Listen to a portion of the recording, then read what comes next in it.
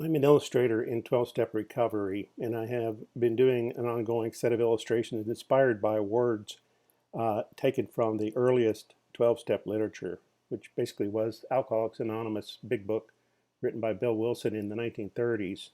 And I've been using the Webster's dictionary from the 1930s to better understand his language and his choice of words. There are 12 traditions associated with the 12 steps, but they were not brought up until a book was published called The 12 Steps and 12 Traditions, which was published about 12 years later in 1952. And Bill Wilson was not the sole author of that book. He had help from other people, but I was wanting to go ahead and assume that the language he was using 12 years later had the same roots in what he had learned in the 1930s. He'd already been through private school and law school by the time he wrote the big book, and I assumed his vocabulary would not change a great deal in that time. So this tradition says each group has but one primary purpose: to carry its message to the alcoholic who still suffers. That seems pretty clear. There's only one primary purpose: to carry its message to the alcoholic who still suffers. What's the message? I looked it up in the Webster's dictionary. It says any notice, word, or communication, written or oral, sent from one person to another. So that's pretty broad. Any word, any notice, any communication, whether you write it, whether you say it, sent from one person to another. That's a pretty broad definition of message. My illustration, I thought about that quite a while. I know that Bill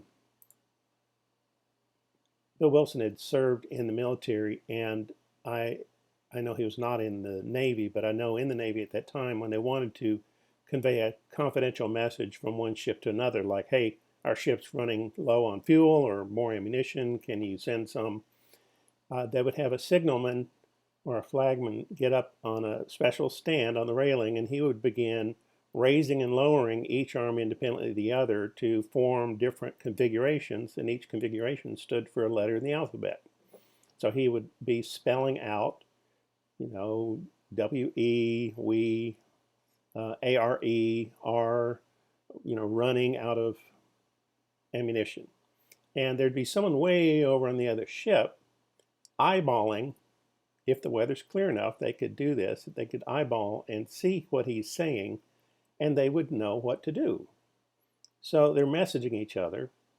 Strangely, this same time they had plenty of radio equipment and things like that, but evidently at that time, this was considered the most confidential way to share information and the least likely for the enemy to intercept it.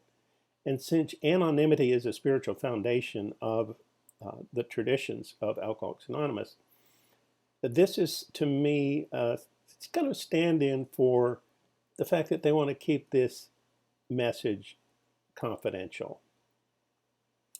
Now, I don't need to say much more about it than that. This isn't a terribly deep, meaningful definition for me, but I do want to say, as I said, whenever he holds his arm in a different position, it changes the letter that he's holding up.